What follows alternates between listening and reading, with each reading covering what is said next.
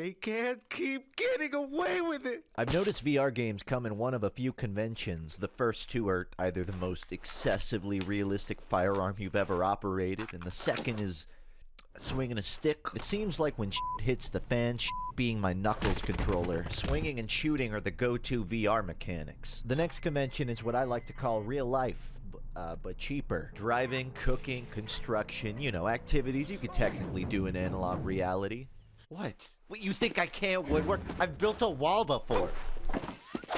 My dad built a wall, and I helped it, I'll prove it! First off, you gotta build a frame. Then you fix your f***ups when you didn't measure it right. Add the plywood, trimming, bake it 450 for 18 minutes, choose an ugly dark green because you thought it looked cool at the paint store, and BAM! This is a pretty good wall if I say so myself. All that's left now is to dent it playing Beat Saber. So, guns, sticks, realism, then you have interactive movies. These will pretend to be a video game, they may even convince you they are one. Gently now. Okay, alright. When you first get a headset, these blow your mind, but eventually you notice they're mostly just glorified tech demos with way too much dialogue. Then you've got normal games which get a VR port later on. Aside from having a new way to buy Skyrim and a new way to not buy RE4, I don't really have a strong opinion on these. I play VR to experience the things I can't find anywhere else, you know, like sex, so naturally I'm drawn towards the things outside of these conventions. I mean, anybody can use a gun or a stick, but it's a lot harder to find experimental mechanics that only work well in this medium. For example, the real-world phenomena called echolocation is the process. Stifled was this 2018 stealth horror where you use sound to perceive the environment, mainly by throwing rocks, but if you have a microphone you could also yell really loudly into it.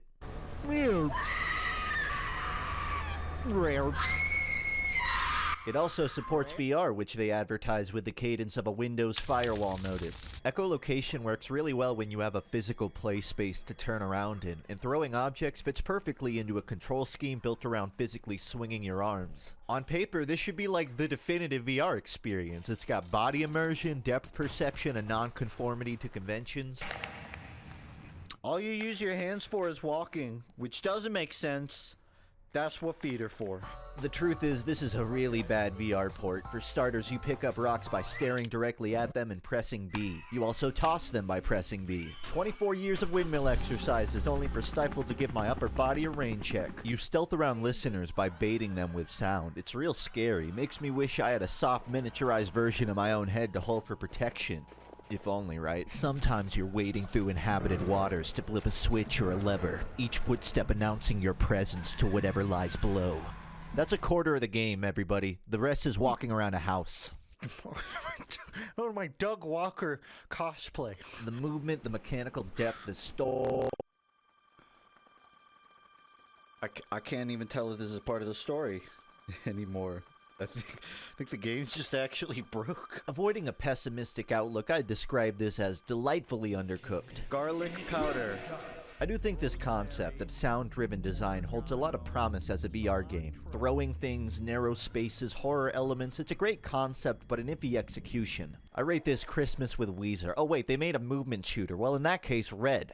Also, the movement shooter died, so bingo. A few months later, this game called Blind releases. Totally different developer, but same idea. This one designed from the start for VR. Actual hand functionality, actual throwing stuff, and you get a whacking stick. Alright, that's pretty fun. What's weird is most of the game's puzzles, which is arranging gears and valves and clocks, there's a lot of arranging here, but not a lot of sound or physics related stuff. Not to misinterpret, there are tons of active listening mechanics, like memorizing a song, the beeps of a ventilator, some,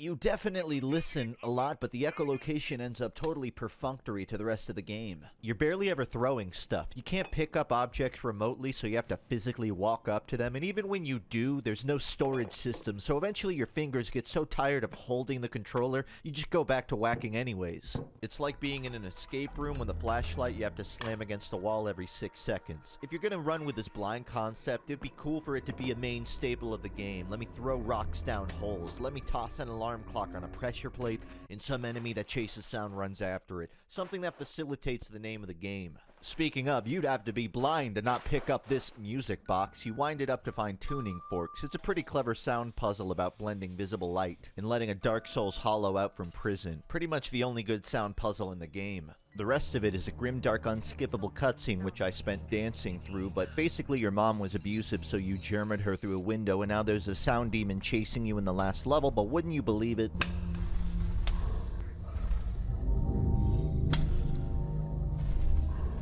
Yep, it's blinder than a bat. No offense, Jeff. If Stifle took a great idea and did nothing with the concept, then Blind takes the same idea and uses it as a backdrop for completely irrelevant concepts. I rate it make-believe, not for any intrinsic reason, but because monochrome. It seems like the best mechanic here sat on a shelf for half the game. Speaking of sitting on a shelf... Check it out, I finished my Junji Ito collection. There's one story where a woman has sex with a house. It's pretty awesome. I forgot what we were talking about. Why'd you do that? Oh, the plush! The manually composited Bommy plush. Right. You want it. Right, yes. So no. Half-Life Alyx has some of the most thoughtful... Okay, fine. Take it. I was just trying to be funny. And by the way, you powder keg, I have to clean this glass up. It doesn't just disappear off screen. In fact, get sweeping. I don't have a dustpan either. Oh, and that was the last of my absolutes, so I hope it was worth it. I get it. It's a nice plush, soft but firm, limited time only, but you can't be blowing up over it. My wall smells like how Jeff Mangum sings. Thanks for the help, by the way. Now you are going to pay for that, right? Half-Life Alyx has some of the most thoughtful gun design in VR. The Half-Life shotgun, which was technically a two-handed weapon, plays here as one-handed. The gravity mechanic, which used to just click grab stuff, now requires the player to yank the object towards him and catch it. Reloading's become a manual action, movements built around teleporting. So much convenience of the previous games has become mechanically practical for immersion. However, a lot of things were cut which didn't translate well into VR. The iconic vehicle sections are too disorienting in a headset, so Alyx has to box you in every time you're in a moving object. There's been a downplay of the tightrope platforming from previous games. There's a lot less fast-moving enemies, combine pathing is different, less long-range combat. I don't think these things are gone for good, but they've probably been held off for a sequel while Valve fine-tunes them for this new medium. With the jump to VR comes a lot of trade-offs. Even the ammo system, as simple as reloading is a constant. No more mags. I'm out. Out of mags. I'm out. Out of shells. Last 2 shells. Last 1. Out of mags. Now, despite what you think, this is the most fun I've ever had in a game. At its best, it's setting a new industry standard, but at its worst, it's a litmus test for how willing you are to put up with a stop sign lodged inside a whack-a-mole machine. Even the best VR game is still bound by the conventions of its medium.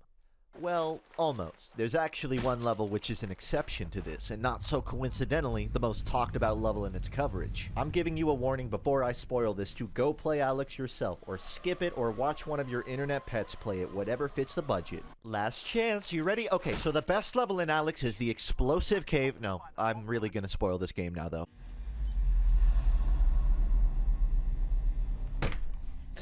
I hit my wall. So by this point in the game, you're used to shooting anything that moves. The story's been beelining like a tram ride throughout City 17's wreckage towards this floating vault at the city center. Then you get to Chapter 7 and the game's like, okay, flip script time, Russell can't talk anymore. Your guns, forget them. You're stuck in a distillery now, which is also home to a certain somebody.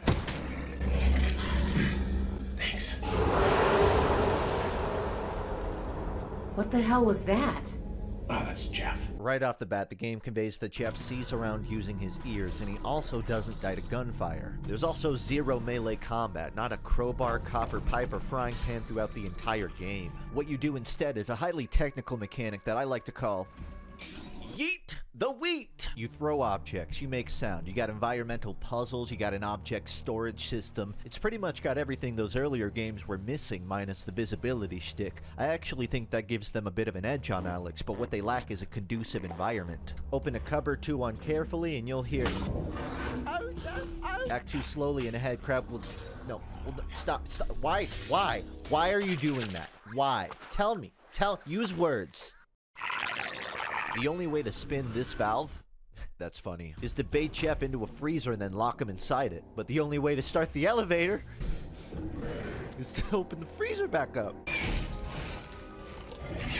I miss guns. This plays out like a sound and physics-driven horror stage, a 30-minute detour to what's an otherwise curated 12-hour experience. A lot of VR games are mechanically replicable on a 2D screen. Even most of Alex is to some degree just a crosshair puzzle with nice environments. This is much harder to say for the Distillery. Sometimes you've got to narrowly dodge around Jeff in a tight space, orient and guide objects in a particular motion, physically cover your mouth while throwing bottles around a corner. Things that would play out really finicky in any other medium besides this. It's on a very short list of only works in VR concepts. It feeds that primal urge you have when you're walking to the kitchen with a plate and you think, God, I just want to smash this against the pavement as hard as I can! I mean, I wouldn't do it. Not with the good plates.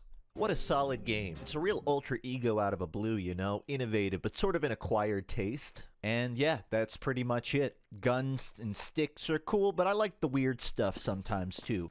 And these are just like 3 examples, but there's a lot more out there, so feel free to recommend me stuff. Thanks for watching. The plushies are real. And instead of an end joke, I'm just gonna play us out.